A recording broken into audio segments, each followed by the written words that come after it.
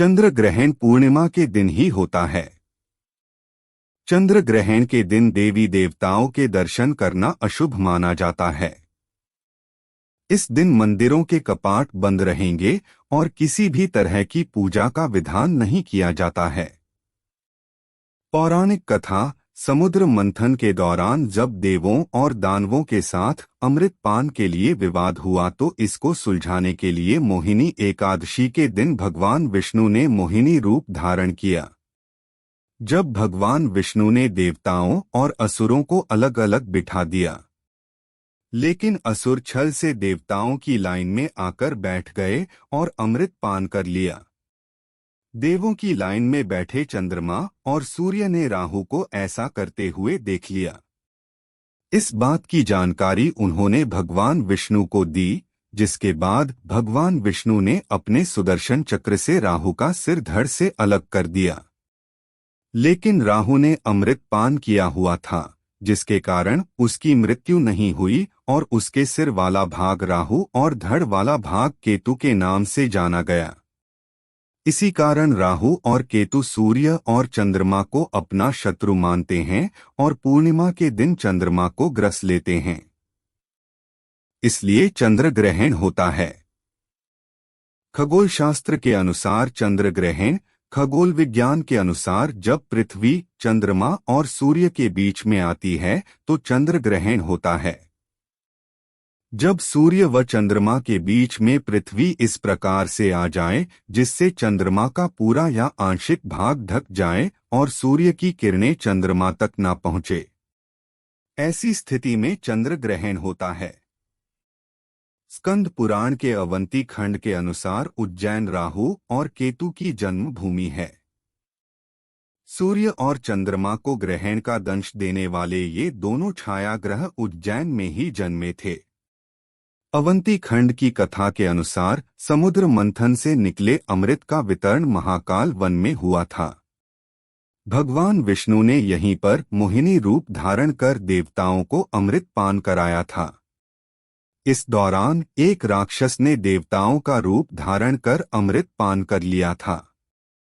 तब भगवान विष्णु ने उसका सिर धड़ से अलग कर दिया था। अमृत पान के कारण उसके शरीर के दोनों भाग जीवित रहे और राहु और केतु के रूप में पहचाने गए। राहु और केतु को ज्योतिष में छाया ग्रह कहा जाता है। ये दोनों ग्रह एक ही राक्षस के शरीर से जन्मे हैं।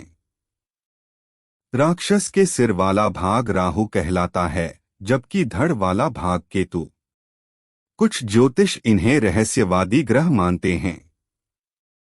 यदि किसी की कुंडली में राहु और केतु गलत स्थान पर हों तो उसके जीवन में भूचाल ला देते हैं। ये इतने प्रभावशाली हैं कि सूर्य और चंद्रमा पर ग्रहण भी इनके कारण ही लगता है। राहु केतु के अस्तित्व की असल कहानी, दैत्यों की पंक्ति में स्वरभानु नाम का दैत्य भी बैठा हुआ था।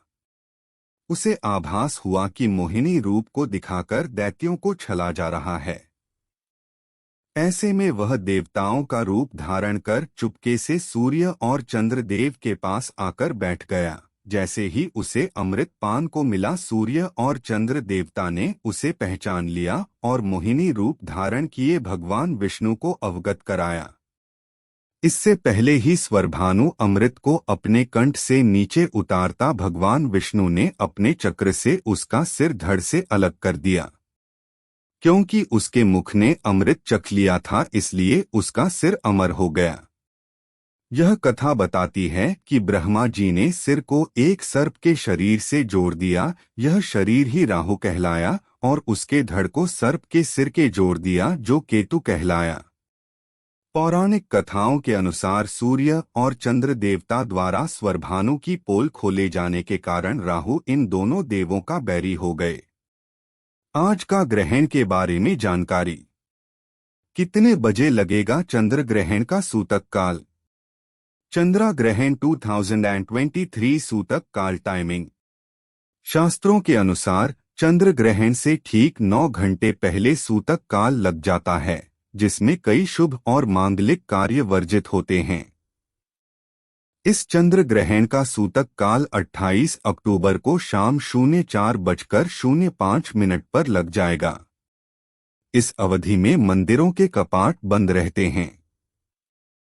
सूतक काल में भगवान की पूजा या उनकी प्रतिमाओं को स्पर्श नहीं करना चाहिए। भारत में कितने बजे लगेगा चंद्र ग्रहण?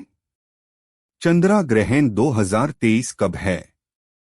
ज्योतिषविदों का कहना है कि चंद्र ग्रहण 28 अक्टूबर की रात 11:30 पर आरंभ हो जाएगा और इसका समापन देर रात 3:56 पर होगा।